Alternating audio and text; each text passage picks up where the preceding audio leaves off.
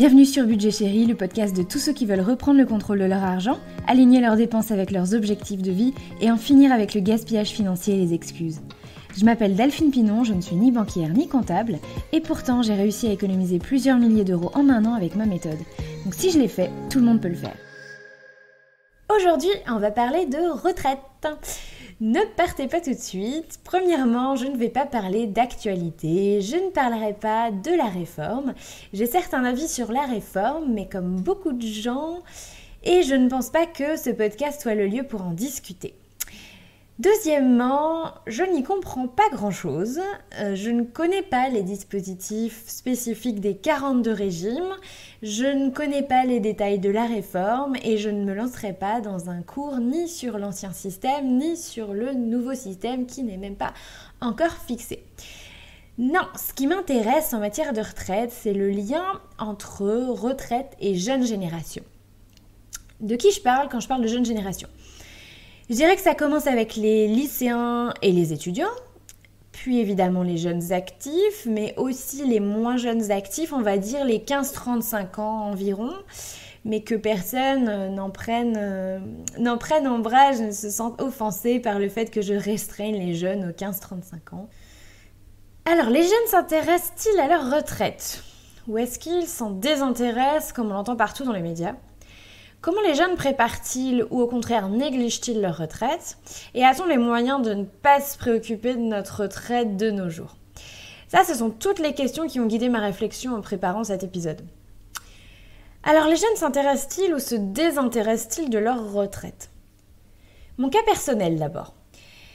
Mon cas ne vaut pas généralité, mais je dois dire que moi, je me suis jamais préoccupée du chômage. J'ai changé plein de fois de statut professionnel, j'ai connu des périodes de chômage, et je crois que j'ai toujours volontairement fait l'autruche en me disant, de toute façon, je ne vais pas m'empêcher de faire des choses à cause de ma retraite.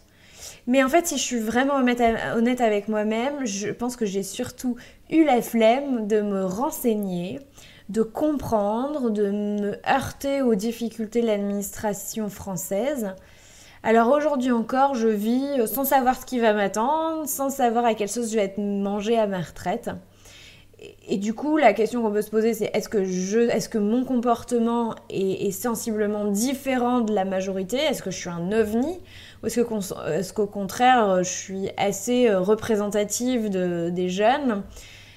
J'ai pas la réponse à cette question, je pense que personne n'a la réponse à cette question. J'ai tenté de rassembler quelques chiffres, trouver ça et là dans des sondages.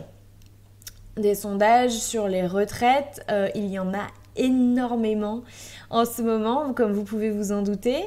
Et pour autant, j'ai eu un petit peu de mal à déchiffrer tous ces chiffres. Donc, par exemple, selon un sondage IFOP publié en novembre 2019 dans le JDD, 75% des jeunes sont favorables à une réforme. Ce qui est d'ailleurs dans la moyenne des Français. Donc les jeunes ont majoritairement un avis sur la question. 75% des jeunes qui y sont favorables, c'est quand même assez énorme. Mais un mois plus tard, un autre sondage IFOP encore fiducial pour CNews indique que cette fois-ci, 54% des jeunes sont favorables à la mise en place d'un système de retraite universel. C'est 21 points de moins qu'un mois avant pour un sondage publié également dans les deux cas, c'est un sondage IFOP. Et surtout, 54% donc des jeunes qui sont favorables à la mise en place d'un système de retraite universel, ces 54%, c'est 12 points de moins que l'ensemble des Français, qui sont du coup 66% à y être favorables. Autre chiffre, sur l'attitude des jeunes à l'égard de la mobilisation, 39% des jeunes y sont favorables, contre 33% pour l'ensemble des Français. Donc, encore une fois, là, il y a une position un peu plus tranchée. Et chiffre encore plus intéressant, 32% des jeunes sont complètement indifférents à la mobilisation versus 21% pour l'ensemble des Français. Là, c'est énorme. Donc, on parle d'un écart de 11 points entre les jeunes et l'ensemble des Français sur la notion d'indifférence. Alors, c'est pas indifférence générale vis-à-vis des retraites, mais en tout cas l'indifférence vis-à-vis de la mobilisation, qui est quand même assez exceptionnelle en ce moment. Donc vous voyez, c'est plein de chiffres, mais c'est difficile de déduire quoi que ce soit de ces chiffres sur l'intérêt présupposé ou non des jeunes vis-à-vis de la retraite. En revanche, il y a quelques réalités à rappeler sur le sujet. Déjà, évidemment, j'enfonce des portes ouvertes, mais pour un jeune, la retraite, c'est dans longtemps. 30 ans, 40 ans, 50 ans. Et quand on sait la difficulté qu'on peut avoir à se projeter déjà à quelques années, surtout quand on est jeune, et à planifier son avenir, c'est pas étonnant de se dire que c'est compliqué de se préoccuper de quelque chose qui nous arrivera dans, encore une fois, dans 30 ans, 40 ans. Donc c'est assez surréaliste, quoi. Ensuite, on nous a tellement répété qu'on serait moins bien lotis que nos aînés en matière de retraite, qu'on s'est fait à l'idée qu'on devrait se la faire nous-mêmes, cette retraite. D'autant plus qu'en 30 ans ou en 40 ans, les cartes seront totalement rebattues, probablement à plusieurs reprises. La législation, la réglementation va changer, probablement elle aussi à plusieurs reprises. Donc est-ce que vraiment on a envie de s'intéresser maintenant ? Ça c'est aussi un autre sujet, ça paraît assez normal et ça va dans le sens d'un désintérêt ou d'un intérêt moindre des jeunes pour la question. Et enfin, de plus en plus, on a des carrières qui sont non linéaires, qui sont de moins en moins linéaires. Il y a de plus en plus de chômage, on cumule de plus en plus de statuts, on part vivre et travailler à l'étranger un certain nombre d'années. Et ces choix de carrière, évidemment, nous seront dommageables à la retraite. La retraite qui, évidemment, est beaucoup plus avantageuse pour les personnes qui ont des carrières linéaires. D'où l'idée que la retraite, c'est moins pour nous, en tout cas elle est moins faite pour nous et qu'on ne doit pas compter dessus. Donc comment répondre à la question est-ce que les jeunes sont préoccupés ou pas par les retraites ? J'aurais tendance à dire que non. J'aurais d'ailleurs tendance à dire que les jeunes sont probablement résignés vis-à-vis des retraites, conscients qu'ils ne seront pas bien lotis, conscients qu'il faudra être entrepreneur de notre propre retraite, conscients qu'il va nous falloir être aussi des investisseurs avertis si on veut se faire entre guillemets, une retraite au soleil. Mais pour autant, à presque 33 ans, moi je connais assez peu de gens autour de moi, en fait je connais personne autour de moi, qui a mis en place une stratégie d'épargne spécifique à sa retraite pour assurer son avenir dans 30 ans. En préparant cet épisode, j'ai quand même eu l'impression de me prendre une violente réalité en face. Tout d'abord la perte de revenus et son caractère inexorable. Mon père étant jeune retraité, j'ai eu quelques discussions avec lui sur sa situation et j'ai pu me rendre compte vraiment des chiffres et ça m'a remis une petite claque. D'autant que mon père, lui, a fait une carrière totalement ininterrompue avec une progression constante, donc le modèle parfait en fait pour ainsi dire pour les retraites. Et la réalité de la retraite, faut le dire, c'est que du jour au lendemain, on perd environ 30% de ses revenus. Et encore une fois, c'est tout ça si on a eu une carrière plutôt linéaire, mais on perd 30% de ses revenus. La retraite, c'est 70%. La pension de retraite, c'est l'équivalent de 70% de ses meilleurs revenus, quoi. Donc c'est énorme, c'est énorme. Et ce qui me frappe, c'est que même si on sait tous en vrai que notre retraite, au moins, elle sera inférieure à nos revenus du travail. On le sait, mais tenez-vous bien, 65% des Français n'ont pris aucune disposition pour améliorer leur situation financière à la retraite. C'est un chiffre que j'ai trouvé dans une enquête IFOP d'avril 2019. Alors même que la préoccupation numéro 1 des gens avant la retraite, c'est de maintenir leur niveau de vie. 57% des sondés disent d'ailleurs que c'est leur préoccupation numéro 1. Et pire encore, 19% des Français seulement disposent de revenus complémentaires à leur pension de retraite. 19% des Français seulement ont des revenus complémentaires à leur pension de retraite.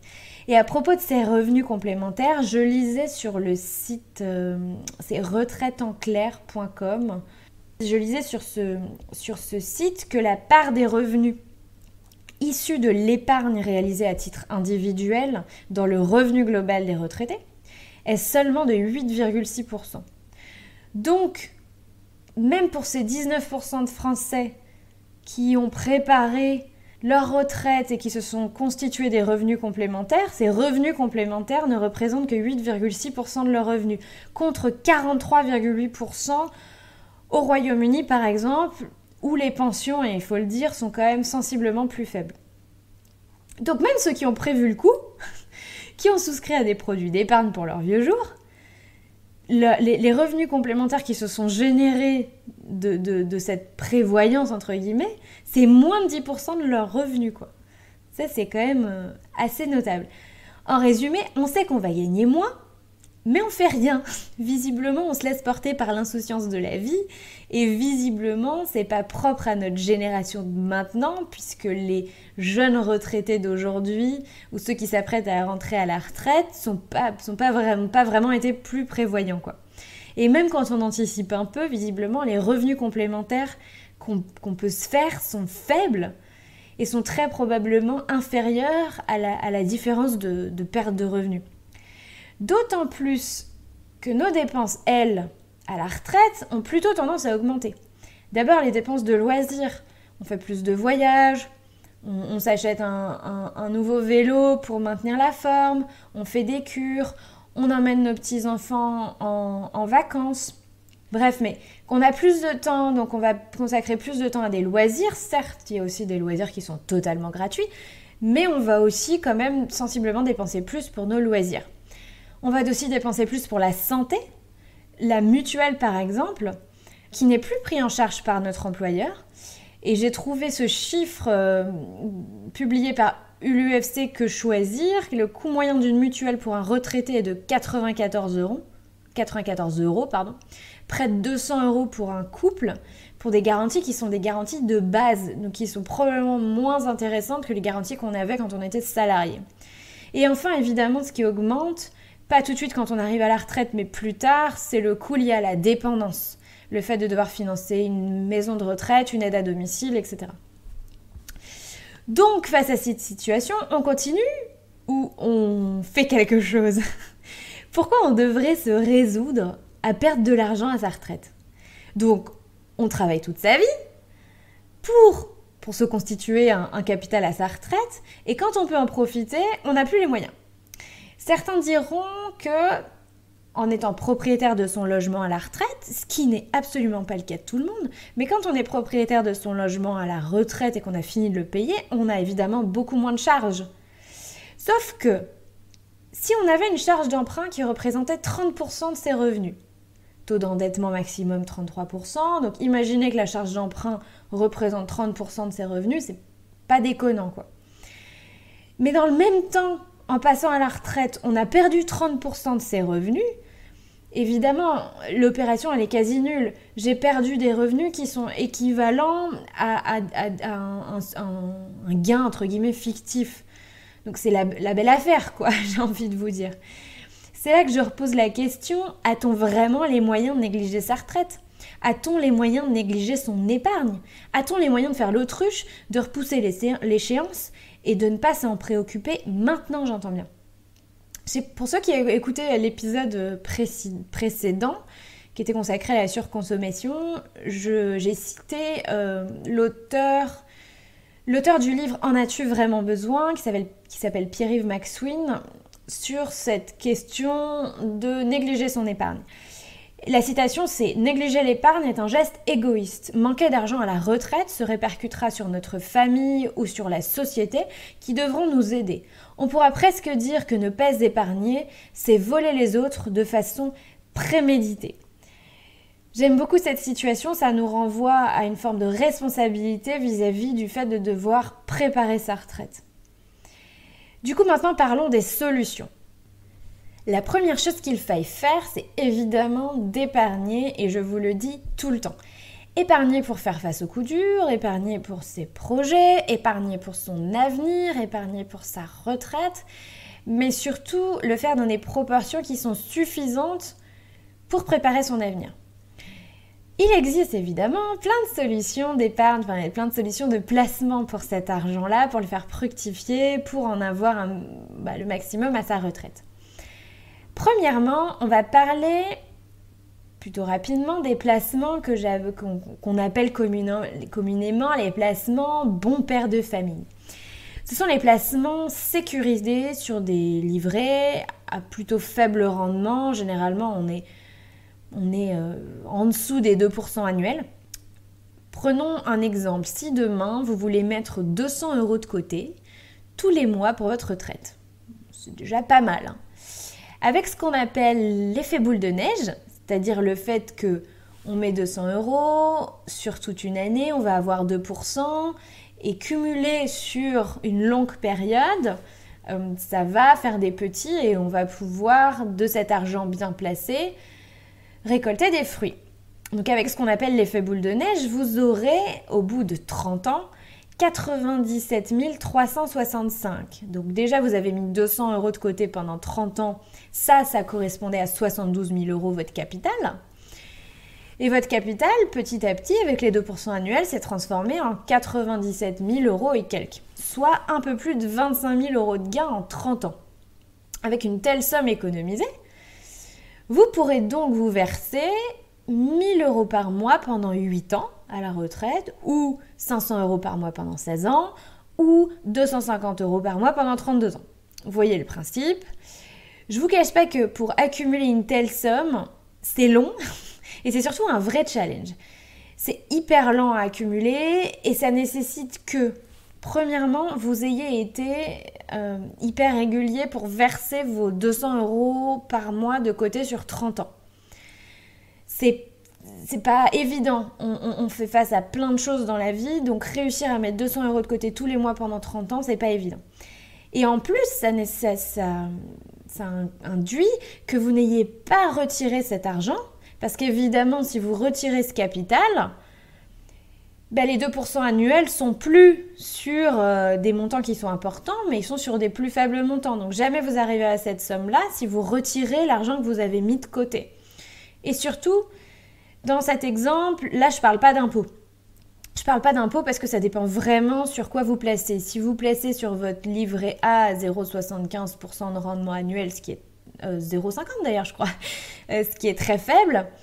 Mais par contre, l'imposition, elle, est très avantageuse jusqu'à un certain montant, parce qu'on ne peut pas mettre non plus 1 million d'euros sur son livret A. Mais en tout cas, c'est très avantageux. Donc là, il y a tellement de dispositifs que ça ne sert à rien de parler de fiscalité, mais pensez bien que ce n'est pas exactement la somme que vous aurez, puisqu'il y aura de la fiscalité. Si vous avez envie de faire des simulations sur cette stratégie de la boule de neige ou du bon père de famille, vous pouvez taper tout simplement calculateur intérêt composé sur Google.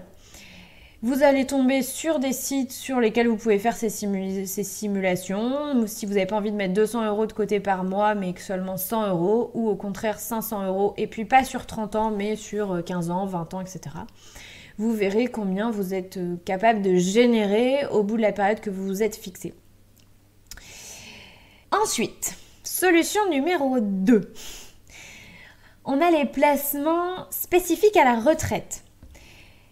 Il y a de nombreux dispositifs qui ont été remplacés récemment le 1er octobre 2019 par un produit unique d'épargne retraite qui s'appelle le PER, plan d'épargne retraite, qui peut être individuel, collectif ou d'entreprise. Nous, on va là se concentrer sur le PER individuel que tout le monde peut avoir. Tout le monde peut souscrire à ce produit d'épargne retraite. Ce sont des produits qui ont un faible rendement. En 2018, par exemple, le rendement était aux alentours de 1,5%, inférieur au rendement d'une assurance vie. En revanche, ces produits-là ont une fiscalité qui est un peu complexe, mais qui est très avantageuse. Je vais vous présenter un cas super simple. On va faire le cas majoritaire. On reprend nos 200 € qu'on veut investir tous les mois. J'investis 200 € donc par mois pendant 30 ans. Ça fait 72 000 € en tout investi. Chacun de mes versements tous les mois est déductible de mon revenu imposable. Donc, sur 30 ans, je fais une économie de 21 600 € si je suis dans la tranche d'imposition, la tranche marginale d'imposition 30%. Voilà, j'ai pris cet exemple-là, mais évidemment, il faut refaire les calculs si vous avez une tranche marginale d'imposition qui est différente. Donc, j'ai quand même économisé 21 600 € en impôts. À la sortie, c'est-à-dire au moment de ma retraite, je vais vouloir récupérer mes sous. Évidemment, je les ai mis de côté pour pouvoir en bénéficier. Donc, je vais les récupérer sous la forme d'une rente mensuelle. À ce moment-là, au moment où je récupère, mon capital investi est imposé selon ma tranche marginale d'imposition, donc 30%. Donc mes 72 000 euros sur lesquels j'avais gagné 30% d'impôt, je les repère à la sortie. Donc là, j'ai fait une opération nulle. Ma plus-value, en revanche, qui elle s'élève à 18 100 euros, est taxée à 30% au forfait. Donc elle est taxée, les taxes, c'est du coup 5 430 euros. Donc j'ai investi 72 000 euros au départ, qui vont se transformer en 84 000 euros et quelques au bout de 30 ans, soit un rendement net annuel après impôt de 3,9%. Ce qui peut être avantageux, c'est si, en étant à la retraite, vous changez de tranche d'imposition et que vous passez à 14%. Alors là, c'est plus intéressant. Vous auriez accumulé, non pas 84 000 et quelques euros, mais 96 000 et quelques euros au bout de 30 ans. Ça fait plus de 12 000 euros de différence juste parce que vous avez changé de tranche d'imposition au moment de votre retraite. Et là, ça correspond à un rendement annuel de 4,4% environ net après impôt. Concernant l'épargne retraite, j'ai 2 remarques à faire. D'abord, si on compare les placements bon père de famille et les placements d'épargne retraite, on a l'impression que c'est la même chose. Sauf que je vous rappelle juste que dans mon premier cas, je n'ai pas pris en compte l'imposition. Donc attention, il est possible que les produits d'épargne retraite soient plus ou moins avantageux par rapport à des produits classiques d'investissement.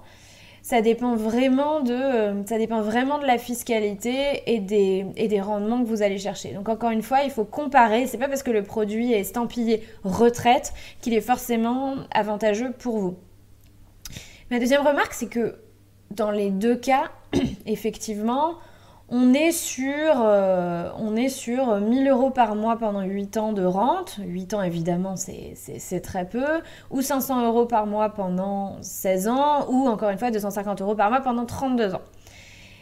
Sachez qu'avec ce type de produit, si vous optez aussi pour que votre conjoint ait une pension de réversion à votre décès, vous allez toucher encore moins que ça.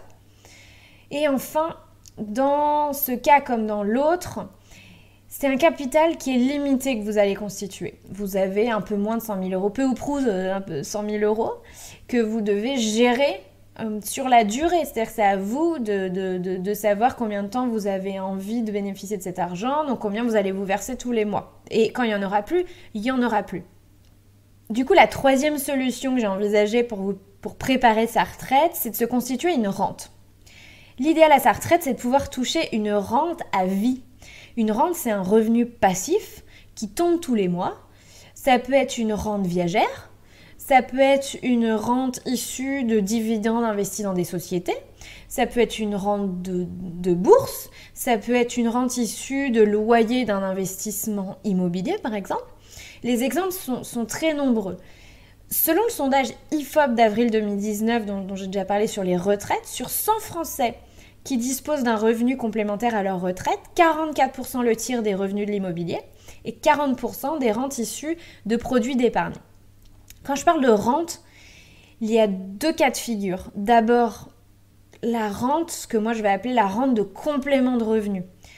Elle représente plus ou moins l'équivalent de la perte de revenus liée à votre passage à la retraite et elle vient en complément de votre retraite à taux plein. Donc évidemment, on cumule les deux, plus cette rente elle est élevée, plus c'est le jackpot pour vous, quoi. Et le deuxième cas de figure, c'est la rente qui elle est suffisamment importante pour qu'elle vous permette d'envisager de partir plus tôt à la retraite et donc de vous passer de toucher une retraite à taux plein. Dans ce cas, on cherche à se libérer le plus tôt possible dans sa vie de ce qu'on va appeler les revenus de dépendance, les revenus du travail d'abord, et les revenus de retraite, qui sont des revenus qu'on a parce qu'on a travaillé et du coup qui sont complètement dépendants du temps qu'on a travaillé. Quand on arrive à ce niveau-là, c'est ce qu'on appelle la liberté financière. J'ai déjà parlé de liberté financière, d'indépendance financière dans ce podcast. L'indépendance financière ou la liberté financière, c'est vivre de revenus passifs. Ce qui ouvre tout un champ des possibles sur la façon dont on envisage de gagner sa vie, sur le moment auquel on envisage de prendre sa retraite et sur les activités dans lesquelles on veut investir son temps, que ce soit des activités professionnelles ou non d'ailleurs. Il y a toute une littérature sur le sujet de l'indépendance financière. Un des livres fondateurs sur ce sujet, c'est le livre Père riche, Père pauvre de Robert Kiyosaki, dont j'ai parlé maintes et maintes fois sur ce podcast. Et si vous voulez un point de vue français sur le sujet, parce que c'est évidemment le livre Père riche, Père pauvre, même s'il est traduit, ça reste un point de vue très américain.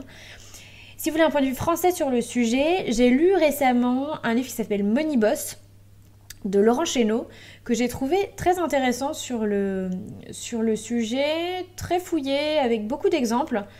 Et je pense que ça peut être intéressant, si le sujet vous intéresse, que vous puissiez vous le procurer. Personnellement, j'ai fait de l'indépendance financière un objectif avant mes 40 ans. Ambitieux, comme objectif, très ambitieux même. Plus on veut devenir indépendant financièrement tôt, plus on doit avoir une stratégie d'investissement qui, elle, est agressive, en allant chercher évidemment des hauts rendements, mais il ne faut pas être naïf, qui dit haut rendement dit risque beaucoup plus élevé. Parlons rapidement d'une stratégie immobilière à haut rendement qui peut s'inscrire dans cet objectif d'indépendance financière. On va reprendre le même cas de figure que précédemment, sauf qu'au lieu d'investir 200 € par mois sur 30 ans, donc 72 000 €, là on va emprunter ces 72 000 € à la banque. On fait un emprunt sur 20 ans, ce qui est assez classique, pour acheter un appartement, en visant une ville de province où le mètre carré est à 2 000 € environ. Si on fait ça, on achète 36 mètres carrés, donc une petite surface qu'on veut louer à 18 € du mètre carré. 18 € du mètre carré, certains vont dire « Oh là là, c'est hyper élevé, c'est pas possible ». Si, c'est complètement atteignable si notre bien, il est propre, il est nickel, il a une déco moderne, il a été refait à neuf et que globalement, il est juste bien mieux que tout ce qui se loue dans la ville que vous avez choisie. Donc ça fait donc un loyer de 650 € par mois pour des mensualités qui, elles, sont de 360 € par mois. Donc chaque mois, je dégage 290 €. Mettons que mon appartement, il n'est pas loué 12 mois de l'année, il est loué que 10 mois dans l'année. Donc je dégage 2 900 € de revenus, mais 290 € par mois que je dégage sur 10 mois. Donc je dégage chaque année un revenu de 2 900 € sur 20 ans. Et une fois que mon prêt est remboursé, là, je gagne 650 € par mois, donc 6 500 € par mois les 10 années qui suivent. En tout cas, j'ai dégagé 123 000 € de revenus sur 30 ans, sans compter les hausses de la valeur du bien, etc. Puisque maintenant, ce bien, j'en suis propriétaire. Mettons que je revends ce bien au bout de 30 ans, sans plus-value, à 72 000 €, j'aurais quand même accumulé un capital qui est légèrement inférieur à 200 000 €, pour être très précis, un capital de 195 000 €, soit un rendement de 9%. C'est ça qu'on appelle un haut rendement. C'est ça qu'on appelle l'immobilier à haut rendement. Et c'est complètement pas inatteignable. C'est ce que beaucoup de gens font d'ailleurs quand ils veulent devenir financièrement indépendants. C'est une stratégie qui est assez largement privilégiée. Et en faisant cette opération plusieurs fois, en investissant non pas dans un appartement, mais dans plusieurs appartements, on finit par se constituer une rente qui est suffisamment grande pour qu'on envisage de prendre sa retraite tôt. Attention, je n'ai pas parlé ici de fiscalité dans cet exemple-là non plus, car c'est un sujet qui est assez complexe sur la fiscalité immobilière. Par contre, quand on choisit bien son statut d'investissement, c'est-à-dire en priorité investir en SCI ou pour du meublé en loueur meublé non professionnel, LMNP, on peut assez facilement déduire les travaux de rafraîchissement de son appartement pour jusqu'à minimiser beaucoup les impôts qu'on doit payer. Donc ça, il y a plein de stratégies, mais on ne va pas rentrer dans ce sujet-là, mais sachez-le en tout cas. Je consacrerai un épisode entier à l'investissement immobilier et indépendance financière. Je sais, j'en parle déjà depuis longtemps, mais c'est pas facile de trouver les bons invités, les bons interlocuteurs sur ce sujet-là. Donc c'est pour ça que que l'épisode n'est pas encore sorti tout simplement. En définitive, mon conseil, c'est de vous préoccuper du sujet de la retraite le plus tôt possible, de vous construire une stratégie d'investissement pour préparer votre retraite en fonction de vos ambitions, en fonction de vos objectifs de vie. Vous ne ferez pas l'économie de vous former, de toute façon. Et c'est pour ça que j'ai créé le podcast. Vous avez remarqué que dans tous mes exemples, je prévoyais 30 ans de stratégie d'épargne. C'est pas anodin. Si vous commencez trop tard, vous aurez que 20 ans, 10 ans, 5 ans ou moins pour vous préparer. Et là, globalement, c'est un peu la galère assurée, quoi. Il y a moins de chances que vous réussissiez à dégager des revenus intéressants en investissant sur 5 ans ou sur 10 ans. Vous allez devoir adopter des stratégies d'investissement très agressives, donc très risquées. Et évidemment, plus on commence tôt, plus le fruit de notre investissement est intéressant. Et mon dernier conseil du jour, c'est de ne pas écouter tous les conseils qu'on va vous donner. J'en ai déjà parlé dans l'épisode précédent. Peu importe ce que vous allez choisir de faire, peu importe la stratégie que vous allez vouloir mettre en place et les produits d'investissement que vous allez choisir. Même si vous avez envie d'être l'investisseur bon père de famille, les petits rendements faible risque, etc., ou que vous vouliez devenir indépendant dans 3 ans, n'écoutez pas les conseils, n'écoutez pas tous les conseils et n'écoutez pas toujours les autres. D'ailleurs, dans le livre de Laurent Chénaud, dans le livre Money Boss, il fait un exercice intéressant. Donc, il s'est constitué une échelle pour atteindre l'indépendance financière et du coup, ça l'invite à classer les gens sur ces niveaux d'échelle. Alors, c'est pas du tout condescendant, hein, c'est juste le plus bas niveau, c'est le niveau où on est le plus loin de l'indépendance financière. C'est juste ça. Et il explique que quand on veut gravir les échelons et qu'on veut se rapprocher de l'indépendance financière, on ne doit pas écouter les conseils des gens qui sont en dessous de nous sur l'échelle. Encore une fois, ce n'est pas une question de condescendance, ni de niveau de vie, ni rien du tout. C'est juste que ça tombe sous le sens. Si demain vous voulez gravir le Mont Blanc, vous allez demander conseil à qui ? À vos parents, à votre cousin, à votre meilleur pote qui n'a pas mis les pieds dans une salle de sport depuis 10 ans ?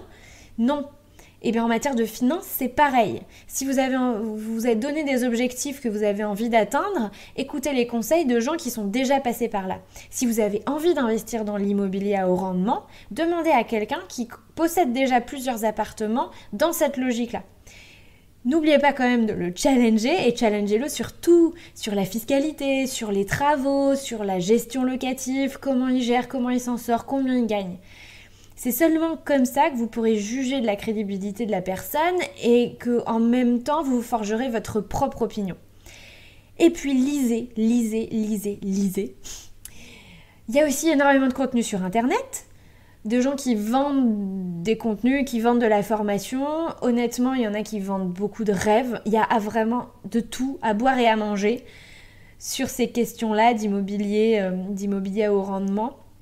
Donc le tout, c'est de se former et de faire fonctionner son esprit critique. Voilà, c'est tout pour aujourd'hui. L'épisode a été un peu plus long que d'habitude. J'espère que ça vous a donné envie d'épargner parce que tout commence par là.